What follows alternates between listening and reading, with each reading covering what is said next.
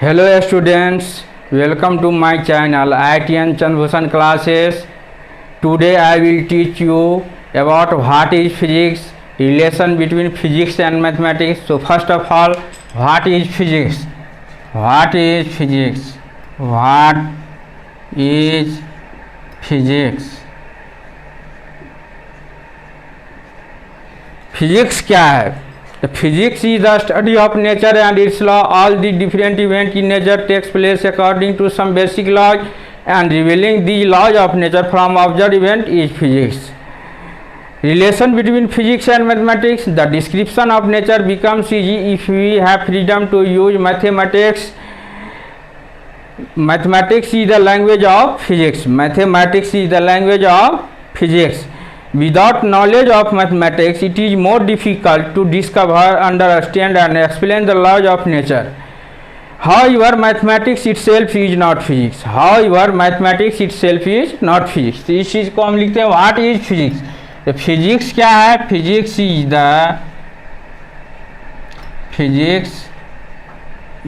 The study of nature and its laws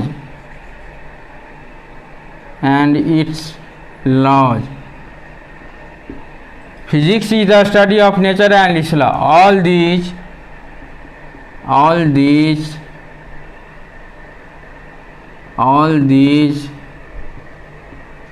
different event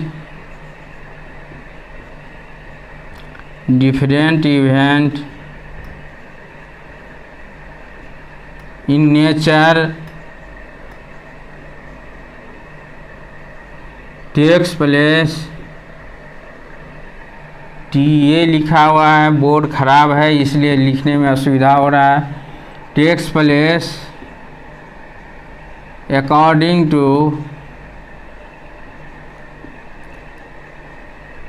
to some basic laws,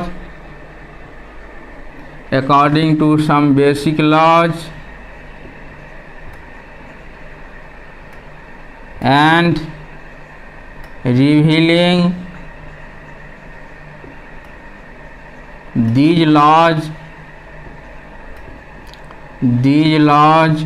of nature from observed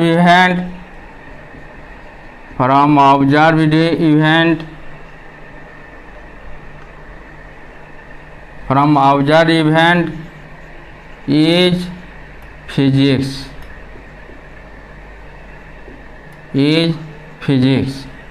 The physics is the study of nature and its laws. All the different events in nature takes place according to some basic laws, and revealing these laws of nature from observed event is physics. इतना समझ में आ गया. अब relation between physics and mathematics.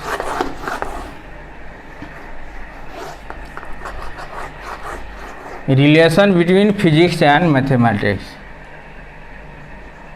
Relation between physics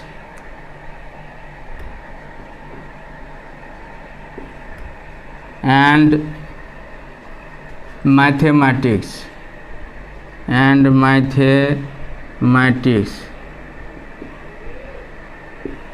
relation between physics and mathematics. क्या है relation इसके बीच, physics और मैथमेटिक्स के बीच? तो लिखेंगे the description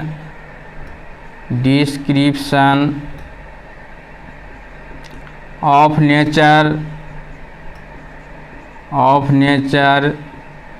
becomes easy.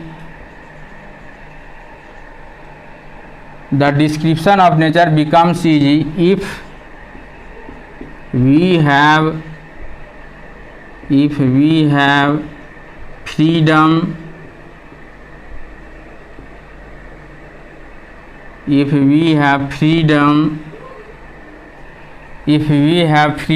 to use mathematics.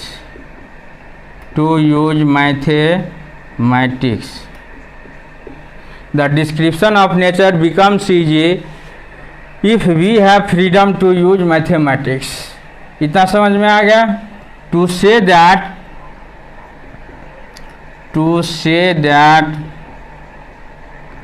The gravitational force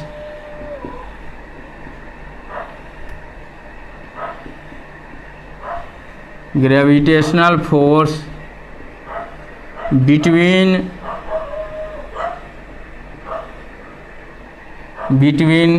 two masses is board खराब है, is directly proportional the gravitational force between two masses is directly proportional to the product of two masses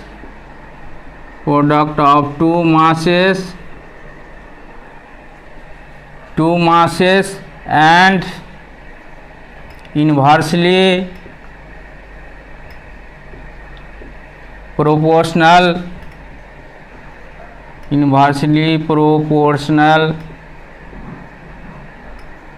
to the square of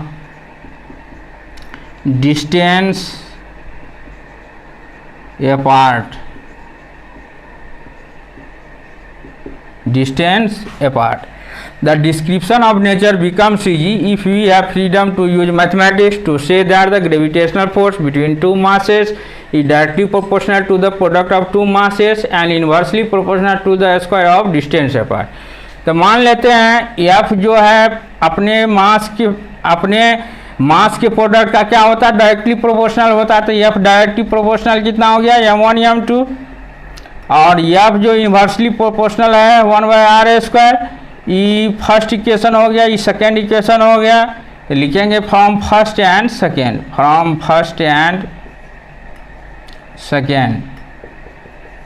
क्या हो जाएगा, F directly proportional m1 m2/r²। इसे क्या हो जाएगा, F बराबर, इसको जो है प्रोपोर्शनलिटी कांस्टेंट को तोड़ेंगे तो एक नियतांक मान लेंगे, तो G m1 m2/r²।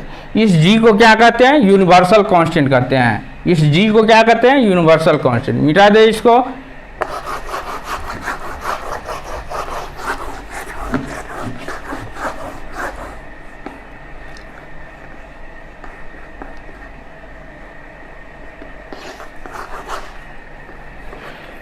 अब चलते आगे। तो उस G को हम क्या कहते हैं, यूनिवर्सल कांस्टेंट कहते हैं। अब लिखते हैं any two bodies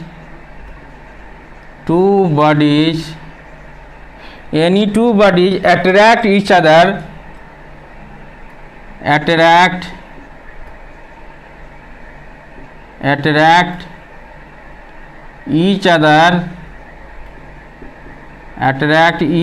by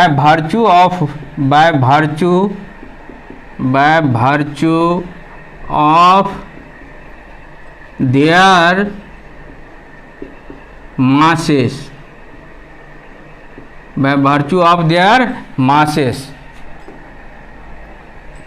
Any two body attract each other by virtue of their masses. Gravitational force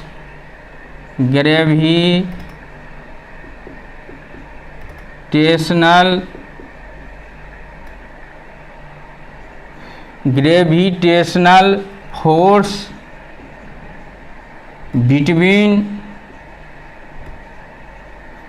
two point masses, gravitational force between two point masses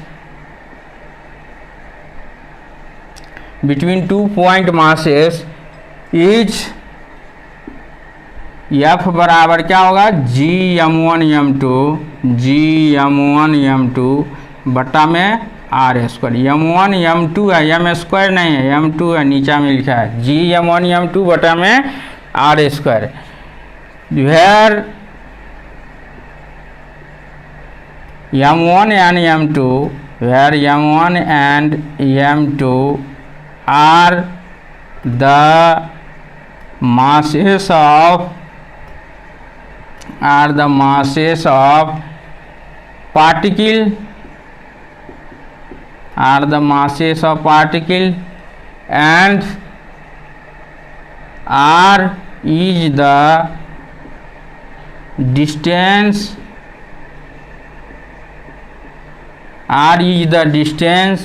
between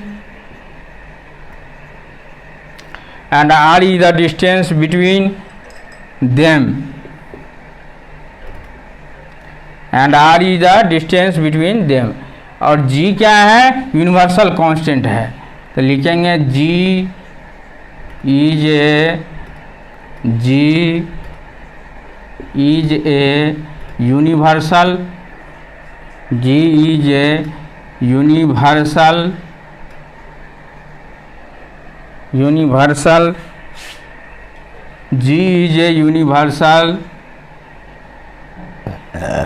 फिर से लिख देते g is a universal constant which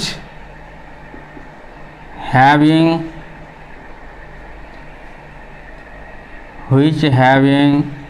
value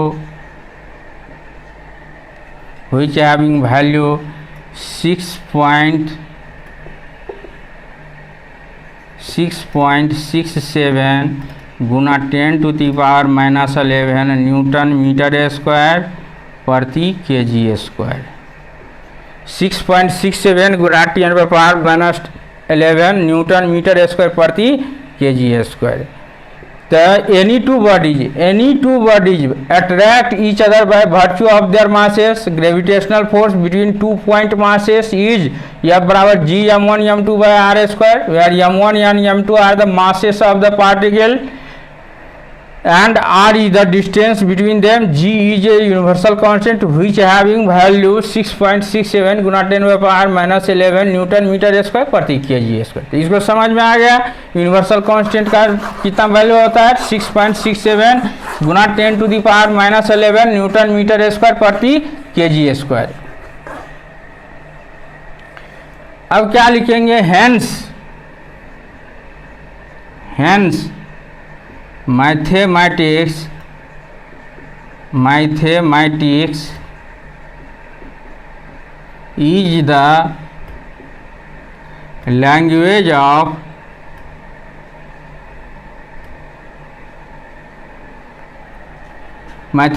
is the language of physics. Mathematics is the language of physics. तो without knowledge of mathematics, hence mathematics without, अब लिखेंगे without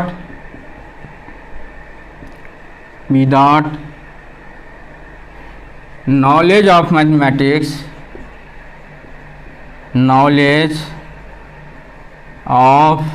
without knowledge of mathematics,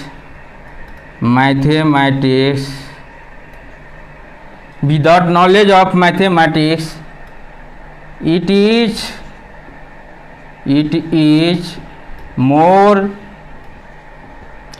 difficult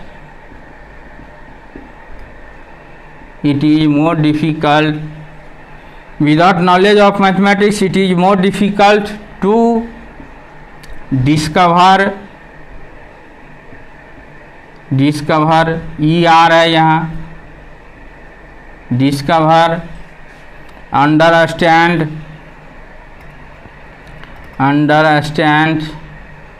and explain the laws of nature. इतना समझ में आ गया। Hence the mathematics is the language of physics. Without knowledge of mathematics it is more difficult to discover, understand and explain the laws of nature. Explain the laws of nature. इसके बाद however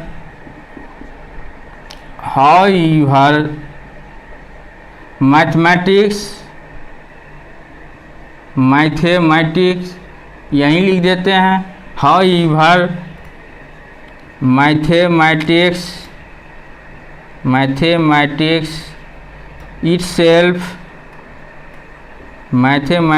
itself is not physics,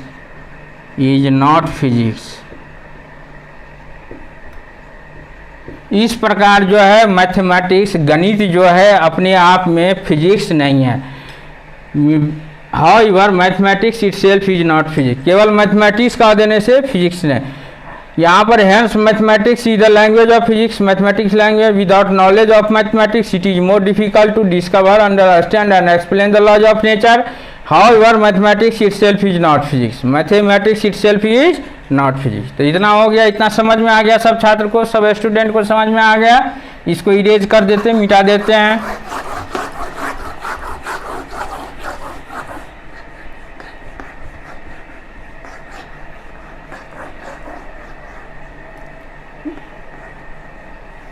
अब आगे बढ़ते हैं, अब चलते हैं system of unit पर। System of unit, system of unit, units लिख देते हैं। सिस्टम ऑफ यूनिट्स, हम सिस्टम ऑफ यूनिट्स की बात कर रहे हैं। सबसे पहले इंजीनियरिंग सिस्टम में, इंजीनियरिंग सिस्टम में क्या क्या होता है, तो यहाँ लिखेंगे सिस्टम ऑफ यूनिट्स, यहाँ लिखेंगे सिस्टम ऑफ यूनिट्स, यहाँ लिखेंगे लेंथ, यहाँ लिखेंगे मास, यहाँ लिखेंगे टाइम, यहाँ लिखेंगे फोर्स। मास, लेंथ, टाइम, फोर्स। यहाँ system of units length, mass, time, force. तो लिखते हैं इस चीज़ को। सिस्टम ऑफ यूनिट्स में पहले सीजीएस सिस्टम में चलते हैं। तो CGS system, CGS system engineering system में लिख रहे हैं इसको। सीजीएस सिस्टम में लेंथ क्या हो गया, सेंटीमीटर,